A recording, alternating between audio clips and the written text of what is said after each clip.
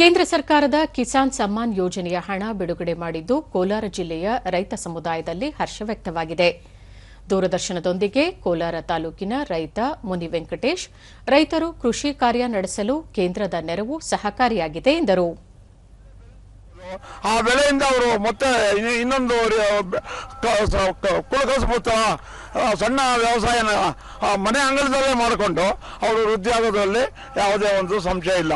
ನಿಜವಾಗ್ಲೂ ಈ ಭಾರತ ಸರ್ಕಾರ ಈ ಒಂದು ಯೋಜನೆಯನ್ನು ತಂದಿರೋದು ಎಲ್ಲರಿಗೂ ಸದುಪಯೋಗವಾಗುತ್ತಿದೆ.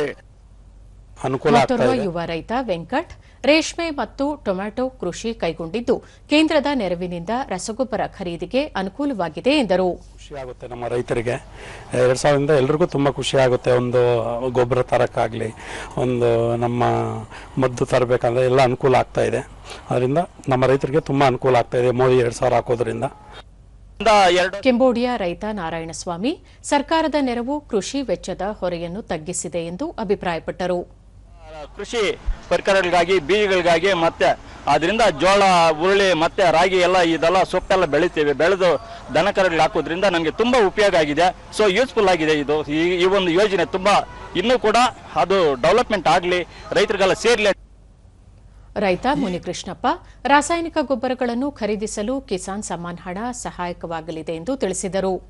ಅದು ವರ್ಷಕ್ಕೆ 6000 ಆಗಬಹುದು, ಆದರೆ ಅದು 6000 ತಕೊಂಡು ಎಷ್ಟೋ ಜನ ರೈತರು ಕೂಡ ಬಹಳ ಸಂತಸದಿಂದ ಅವರ ಒಂದು ಬೆಳೆಗಳನ್ನ ಇನ್ನಷ್ಟು ಉತ್ಪಾದನೆಯನ್ನ ಜಾಸ್ತಿ ಮಾಡ್ಕೊಳ್ತಾ ಇದ್ದಾರೆ.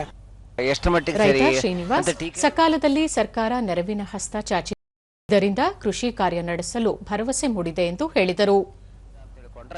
ಮೋದಿ ಯೋಚನೆ ಮತ್ತು ಯೋಜನೆ ಬಹಳ ಸ್ಪಷ್ಟವಾಗಿ ಅರ್ಥ ಆಗುತ್ತೆ ನಮಗೆ.